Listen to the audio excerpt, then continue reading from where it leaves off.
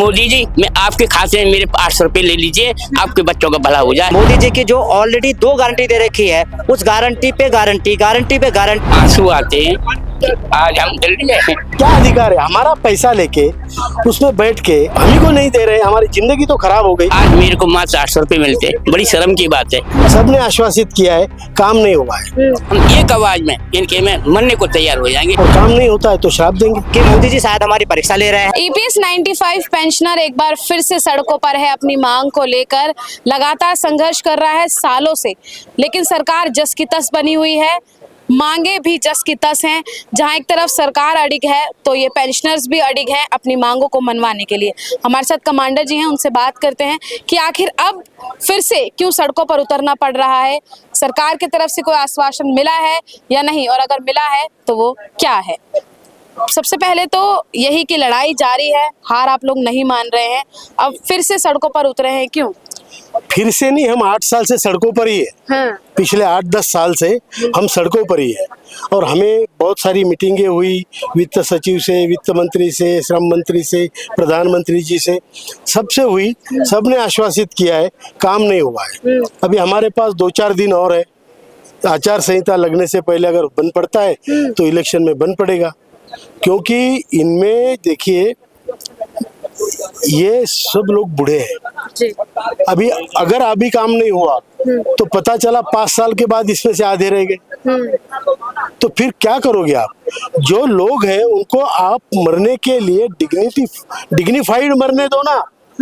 उनका जब मरण है वो कम से कम स्वाभिमान से हो, इज्जत से हो। अगर वो भी अधिकार नहीं है तो फिर क्या अधिकार है? हमारा पैसा लेके उसमें बैठ के और हम ही को नहीं दे रहे, हमारी जिंदगी तो खराब हो गई, बट कम से कम हमारा मरण तो सुखकर होने दो। हाँ, किसी नाती पोती को हमको 100-200 रुपए का कुछ देने तो दो। हमारा पूरा पैसा ऐड के अगर आप नहीं कर रहे, इसलिए हमने ये आंदोलन किया कि आचार संहिता लगने से पहले हमारा काम हो और हम खुशी से सरकार को वरदान दे जो उनको मदद करे, और नहीं होता है तो फिर हमें श्राप देना पड़ेगा। लगातार बीजेपी जो है वो अपने उम्मीदवारों की सूची जारी कर रही है। 24 के चुनाव को लेकर तैयारी जोरों पर चल रही है, लेकिन आप लोगों की मांगे जो है वो जस की तस है। तमाम विभाग के अधिकारी भी सड़कों पर हैं, किसान सड़कों पर है, महिलाएं सड़कों पर है, शिक्षक सड़कों पर है, और आप भी अब सड़कों पर है, लेकिन सरकार जो है वो सिर्फ चुनाव पर ध्यान दे रही है, आप लोगों पर। यही तो हमारे देश का दुर्दैव है कि हमारे यहाँ चुनाव एक उत्सव है और हर चौथे दिन कहीं ना कहीं चुनाव है, ग्राम पंचायत से लेके। तो बाकी चीजों के लिए काम कहाँ है इनको तो किसको यहाँ खड़ा करना है, किसको वहाँ खड़ा करना है। ये चुनाव खत्म हो गया, दूसरा चुनाव आ गया, राज्य का आ गया, कभी पंचायत समिति का आ गया, कभी जिला परिषद का आ गया। तो इनका तो यही चलता रहेगा। जो असल मुद्दे हैं उस पर ध्यान सरकार को देना चाहिए, यही मेरी आपकी माध्यम से उनको प्रार्थना आपकी अब आने वाले चुनाव को लेकर क्या रणनीति है आप लोगों की? हमारी क्या, हम अगर हमारा काम होता है तो हम सरकार को मदद करेंगे, आशीर्वाद देंगे, भर के आशीर्वाद देंगे, और काम नहीं होता है तो श्राप देंगे और वो फलित करेंगे उस श्राप को। ईपीएस 95 पेंशनर जो है वो बदलाव की उम्मीद रख रहा है 24 में।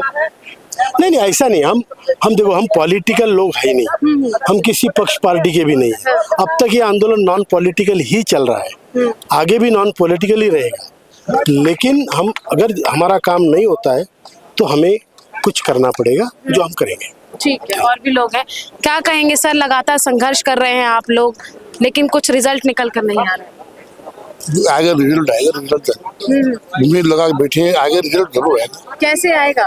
लगे हम संघर्ष पे लगे तो आएगा रिजल्ट। कैसे आएगा? हमारे कमांडर साहब लगे हैं और भावना हमारी उसमें आएगा, जरूर रिजल्ट जरूर आएगा। हाँ, ठीक है, और भी लोग हैं, उनसे बात करते हैं। क्या नाम है सर आपका? मेरा नाम ओम प्रकाश है जी। लड़ाई अभी भी जारी है क्या? हाँ जी, मैं गुड़गांव से आया हूँ, हरियाणा से। अच्छा।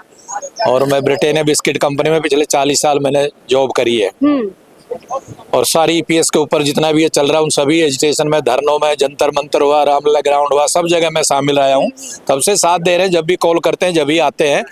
और अभी सरकार की जो नीतियां हैं उसके हिसाब से इनको आश्वासन देते रहते हैं कि भाई कल होगा। पॉजिटिव आश्वासन मिलता है, लेकिन हो कुछ नहीं रहा अभी। और ये उम्मीद के साथ ही जैसे हमारी नेशनल कमेटी, एजुकेशन कमेटी जैसे हमको बताती है, हम पूरा सहयोग कर रहे हैं, उन पे विश्वास है कि भाई वो बता रहे हैं कुछ हो जाएगा, हो जाता तो ठीक है, नहीं इन्होंने अभी बोला है कोई ना कोई बड़ा एक्शन लेंगे और सभी स्टेट के जो प्रतिनिधि है वो मिलके कोई बड़ा एक्शन लेंगे, ताकि इस इलेक्शन में फिर हमारा काम नहीं होता है तो हम भी इनका काम नहीं करेंगे। इस तरह से वो सब अपने अपने डिस्ट्रिक्ट वाइज जो जो एमपीज खड़े होंगे वहां पे उनका वो करेंगे। लेकिन सालों से संघर्ष आप लोग कर रहे हैं, हिम्मत जवाब दे रही है? नहीं, हिम्मत जवाब नहीं दे रही, उम्मीद तो है, उम्मीद पॉजिटिव रहना चाहिए, कोई भी है पॉजिटिव रहेगा तो उम्मीद है कि भाई आज नहीं कल होगा।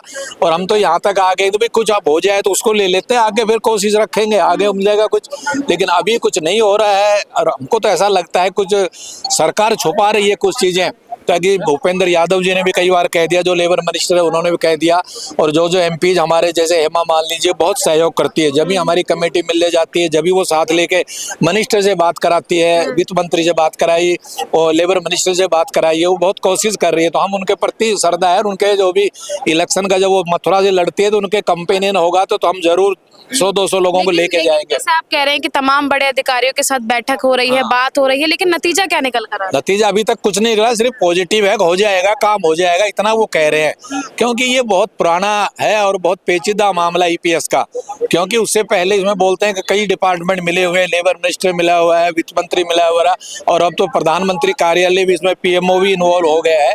तो अब लगता है कुछ ना कुछ पोजीशन स्टेप बाय स्टेप आगे बढ़ ही रहे हैं, कुछ ना कुछ हल होगा। उम्मीद पे कायम है दुनिया कहते हैं, लेकिन कितने साल तक रहेगी ये उम्मीद? सालों से तो संघर्ष कर रहे हो। अब रहेगी, जब तक रहेगी, सब क्या होता है। अब जानकारी हो, कई आपके साथी जो हैं वो शहीद हो गए हैं। शहीद हो गए, वो चले जा रहे हैं, रोज जा रहे हैं, रोज बदल रहे हैं। ऐसे कब तक चलेगा? अब मैडम ये तो ईश्वर की कृपा है, ईश्वर चाहेगा वो होगा, अब क्या करें। आप सरकार को क्या कहना चाहोगे? अब सरकार को हमारा काम करना चाहिए, ये कहेंगे। सरकार तो नहीं कर रही है ना, फिर कैसे चलेगा?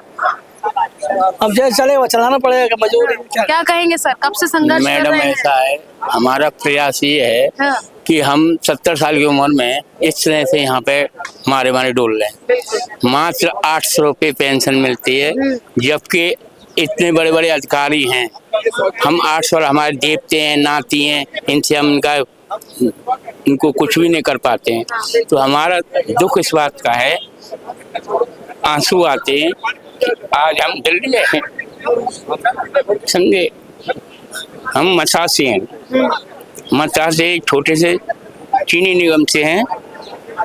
कुल मात्र 150 रुपये में हमने सर्विस किया, और 150 रुपये हमारी सर्विस हमारी भाभी थी वो, और वो नर्स में थी, हम उसमें थे। जब उस समय कुछ हमारी उम्मीद ये थी कि हमको सबसे विभागों से अच्छी तनख्वाह मिलती है। हमारे 200 में बढ़ते थे, जब उनके हमारे 400 होते थे, उनके 200 होते, तो तुम्हारी कौन सी था, हमको बड़ा गर्व था।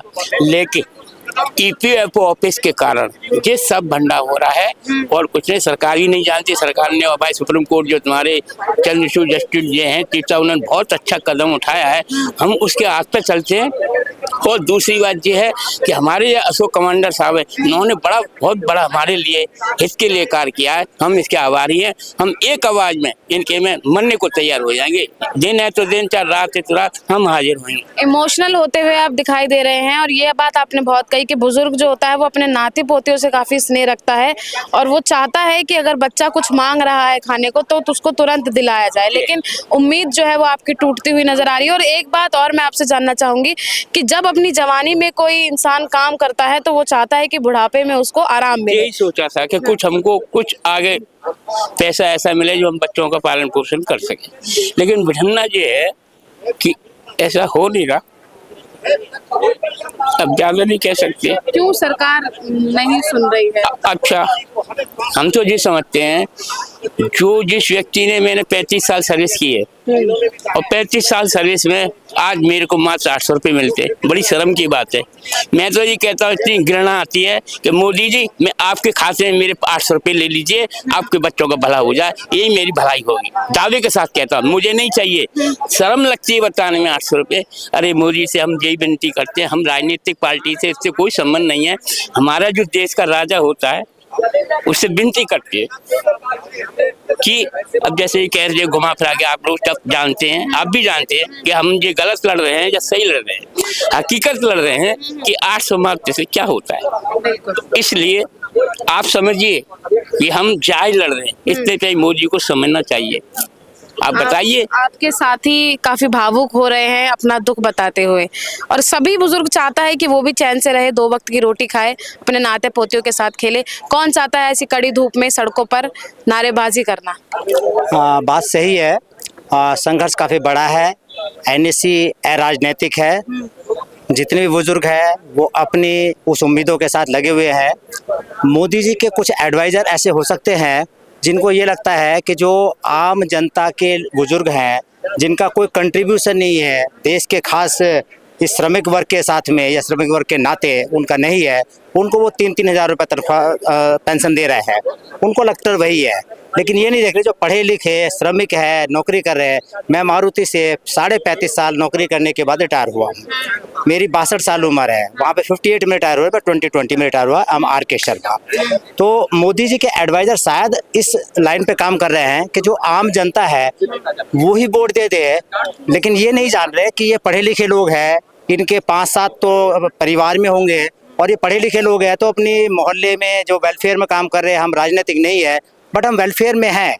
हम भी वेलफेयर में जब होते हैं तो 10-20 लोग हमारे प्रभाव में भी रहते हैं। अगर एक के आदमी के मैं 20-20 लोगों को मान लेता हूँ, हालांकि मेरे प्रभाव में तो 200-400 लोग होते हैं जहाँ मैं रहता हूँ।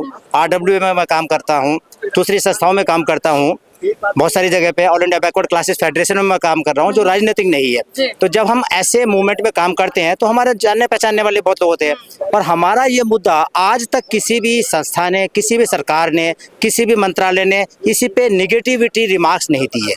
कोई निगेटिव रिमार्क्स नहीं है, चाहे वो EPF हो, चाहे वो MLA MP हो, चाहे वो सरकार के मंत्री हो, यहाँ तक कि PMO ऑफिस। और जब मोदी जी ने 2 बार इस पे गारंटी दी है, 2 बार आश्वासन दिया है, तो मैं तो मोदी जी का आज भी सलूट करता हूँ कि आपका अगर एक बार ही हाँ हो जाए तो बहुत बड़ी बात है। आपने तो 2 बार NSC के लोगों से मिलकर कमांडर साहब के कंधे पे हाथ रख करके बोला है कि आपकी मांग सही है और जायज है। तो और मोदी जी की गारंटी बहुत चल रही है आजकल, हर चैनल पे हर 2 मिनट के बाद मोदी जी की गारंटी है। तो हमें खुशी ये है अभी जो 1 या 2 दिन में मोदी जी की जो ऑलरेडी 2 गारंटी दे रखी है, उस गारंटी पे गारंटी हमारा काम हो जाएगा। मुझे लगता है कि मोदी जी शायद हमारी परीक्षा ले रहे हैं। जैसे उन्होंने किसान आंदोलन में बोला था कि 3 कानून जब वापस लिए थे कि वह मेरी शायद तपस्या में कमी रह गई होगी। हो सकता है हमारी तपस्या में अभी कमी हो, 1-2 दिन में हमारी तपस्या पूरी हो जाएगी। और मोदी जी की 2 बार दी हुई गारंटी, अब वो तीसरी गारंटी देंगे NSC को। हाँ, उम्मीद है। के नजदीक हैं, इसलिए चुनाव के डर से, वोट के डर से जो है आप लोगों की मांगे मान ली जाए। बिल्कुल उम्मीद लग रही है। अभी क्या हुआ, 2-4 दिन से सुप्रीम कोर्ट में इलेक्टोरल बॉन्ड का मुद्दा बहुत चल रहा है। हालांकि वो पॉलिटिकल है, हम उसमें नहीं जाना चाहते हैं। और वो चीजें इतनी बड़ी है कि वो बुजुर्गों का हमारा चाहते हुए भी कि हाँ मैं इनका काम करूं, टाइम नहीं मिल रहा होगा, शायद सब टाइम नहीं मिल रहा होगा, तो ये हो रहा है। पर आखिरी मिनट तक हमारी उम्मीद है और वो हमारा काम करके ही जाएंगे, उससे से उनको लाभ भी मिलेगा। जितने वोट इनके हाथ में है, जो यहाँ के सीनियर सिटीजन्स है, वो बहुत बड़ा चंक है। मोदी जी उसको या उनके जो एडवाइजर है पूरी एनालाइज नहीं कर पाए हैं, और ये एनालाइज किसी को जिताने में बहुत बड़ी भूमिका रखेंगे। और इसी आशा के साथ में कि मोदी जी इस हाथ लो और उस हाथ में दे दो। धन्यवाद।